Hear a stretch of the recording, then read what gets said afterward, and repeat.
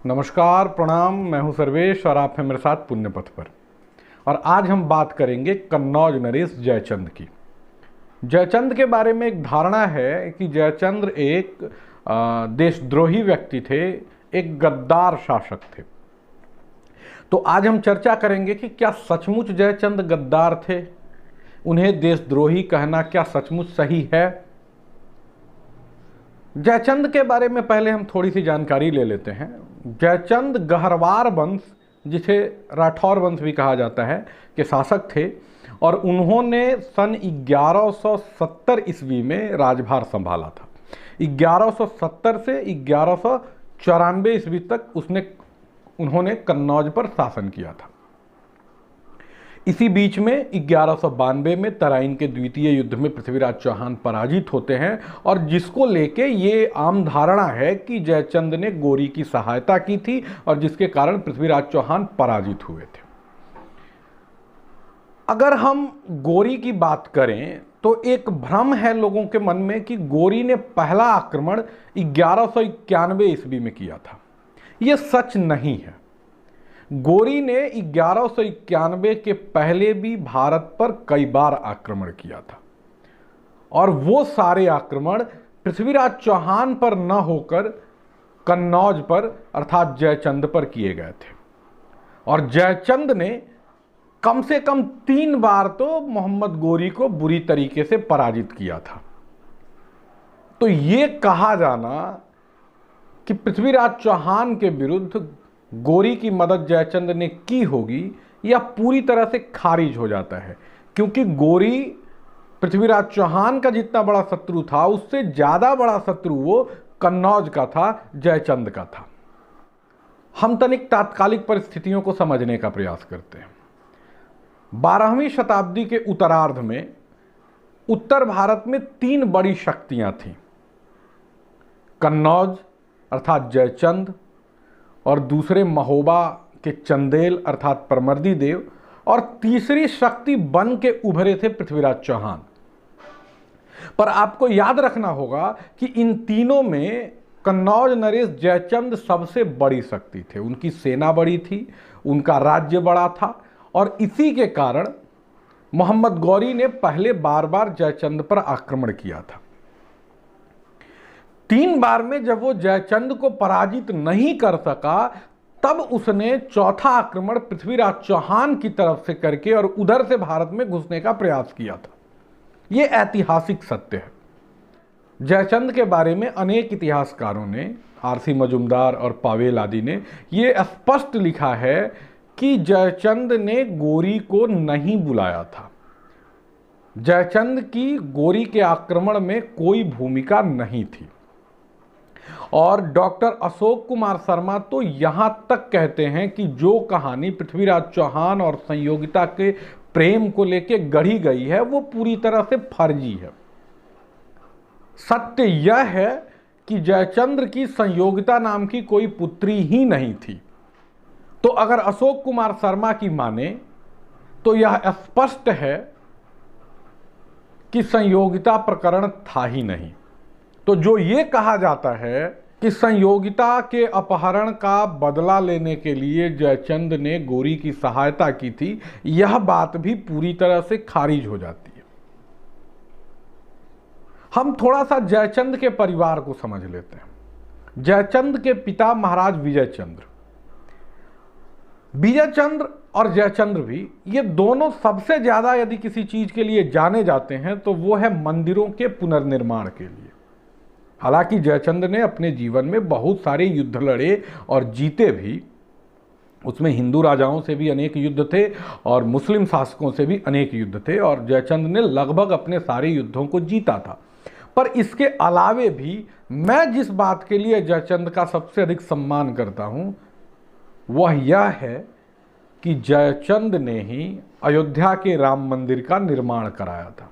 वह मंदिर जिसे बाद में बाबर ने तोड़ा। जिस मंदिर को बाबर ने तोड़ा वो मंदिर महाराज विजयचंद्र के शासनकाल में बना था और जयचंद की देखरेख में बना था। इसके अलावे भी जयचंद ने अनेक मंदिरों का निर्माण और पुराने मंदिरों का पुनर्निर्माण कराया था। उनकी कुल परंपरा रही थी इस कार्य को करने की।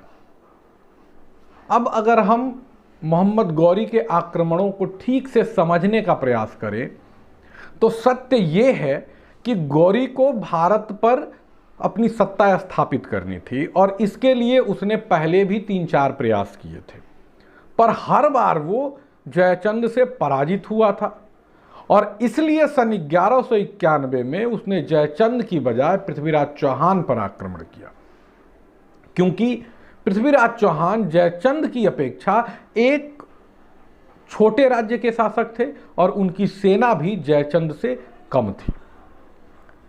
1191 के युद्ध में पृथ्वीराज चौहान जीते, पर यह बात भी आपको माननी होगी कि पृथ्वीराज चौहान ने अपने शासनकाल में अपने पड़ोस के राजाओं पर बार बार आक्रमण किया था और उस समय अगर किसी ने भारतीय शासकों को सबसे अधिक कमजोर किया था तो पृथ्वीराज चौहान थे। सन 1182 में पृथ्वीराज चौहान ने जब परमर्दी देव अर्थात महोबा पर आक्रमण किया था, हालांकि यह युद्ध कई वर्षों तक चला है। इस युद्ध में महोबा के अधिकांश बड़े योद्धा वीरगति को प्राप्त हुए, मार डाले गए और इतिहास की किताबें यह भी बताती हैं कि 1182 में जब पृथ्वीराज चौहान ने महोबा को पराजित किया तो उन्होंने महोबा को बुरी तरह से लूटा और शायद पृथ्वीराज चौहान इकलौते ऐसे हिंदू शासक हैं जिन पर यह आरोप इतिहास की किताबें लगाती हैं कि उन्होंने किसी दूसरे हिंदू शासक को पराजित करने के बाद उनके राज्य में लूटपाट मचाई। ये सत्य हो न हो मैं इसका दावा नहीं करता, पर यह सत्य जरूर है कि पृथ्वीराज के आक्रमणों के कारण महोबा भी कमजोर हुआ था और उनके आस पड़ोस के अन्य सारे शासक भी कमजोर हुए थे।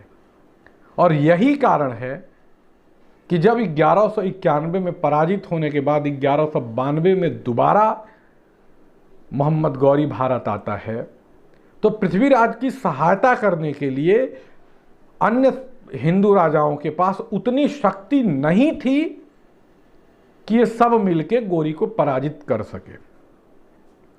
उत्तर भारत के हिंदू शासक कमजोर हुए थे और उनके कमजोर होने में पृथ्वीराज चौहान की भी भूमिका जाने अनजाने में थी। 1192 के युद्ध में पृथ्वीराज चौहान पराजित होते हैं, मोहम्मद गौरी वापस जाता है और 1 वर्ष के बाद जब वह वापस लौटता है भारत तो वह और कुतुबुद्दीन ऐबक दोनों मिलकर कन्नौज पर आक्रमण करते हैं। यह स्पष्ट है कि भारत में मोहम्मद गौरी का लक्ष्य पृथ्वीराज चौहान को हराना ही नहीं था, उसका मुख्य लक्ष्य कन्नौज को हराना था, जयचंद को हराना था, क्योंकि जयचंद को पराजित करने से ही उसे बहुत बड़ा भूभाग मिलने वाला था। और 1193-94 में चंदावर के युद्ध में वो जयचंद को पराजित करता है। चंदावर के युद्ध में जयचंद मारे जाते हैं, पर इस युद्ध के बाद भी सीधे सीधे कन्नौज पर गौरी की सत्ता स्थापित नहीं होती है। 1194 से 1197 तक जयचंद के पुत्र हरिश्चंद कन्नौज पर शासन करते हैं और हरिश्चंद इसके लिए याद किए जाते हैं कि जब मोहम्मद गौरी की सेना ने इन दोनों राज्यों में लूटपाट मचाने के बाद काशी जाकर भयानक तोड़फोड़ मचाई और काशी के असंख्य मंदिरों को तोड़ा, तो जयचंद के पुत्र हरिश्चंद्र थे जिन्होंने उन सारे मंदिरों का पुनरुद्धार कराया, सारे घाटों का पुनरुद्धार कराया। तो जयचंद का परिवार मंदिरों के निर्माण और पुनरुद्धार के लिए जाना जाता है।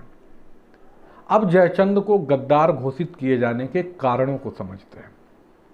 प्राचीन समय में जब खबरों को एक जगह से दूसरे जगह तक मौखिक रूप से ही पहुंचना होता था, तब झूठी खबरें भी स्थापित हो जाती थी, क्योंकि आम जनता के पास उसके बारे में जानकारी प्राप्त करने का कोई सुविधा या कोई अन्य मार्ग नहीं था। जो सुन लिया उसे ही सत्य मान लिया।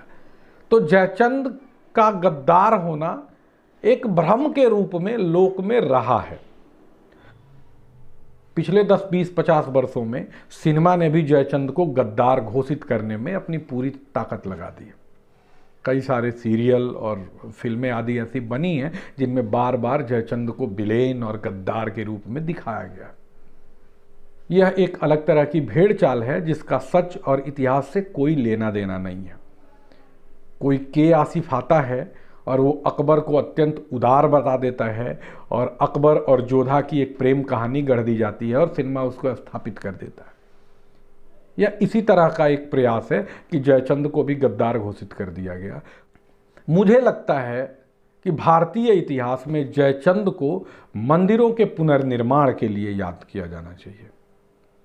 जयचंद को मोहम्मद गौरी को 3 बार पराजित करने के लिए याद किया जाना चाहिए। जयचंद को एक राष्ट्रवादी शासक के रूप में याद किया जाना चाहिए, क्योंकि कोई इतिहास की किताब यह नहीं कहती है कि जयचंद एक गद्दार व्यक्ति थे। इतिहास का कोई पन्ना यह नहीं बताता है कि जयचंद ने कभी भी मोहम्मद गौरी का समर्थन या मोहम्मद गौरी को कोई सहायता की हो। ऐतिहासिक झूठों पर से पर्दा हटना चाहिए। भारत में मोहम्मद गौरी की विजय के अनेक कारण थे, पर जयचंद कारण नहीं था। अगर जयचंद कारण होता तो पृथ्वीराज चौहान को पराजित करने के बाद गौरी दोबारा कन्नौज पर आक्रमण नहीं करता। खैर, आज के लिए इतना ही। बहुत बहुत धन्यवाद।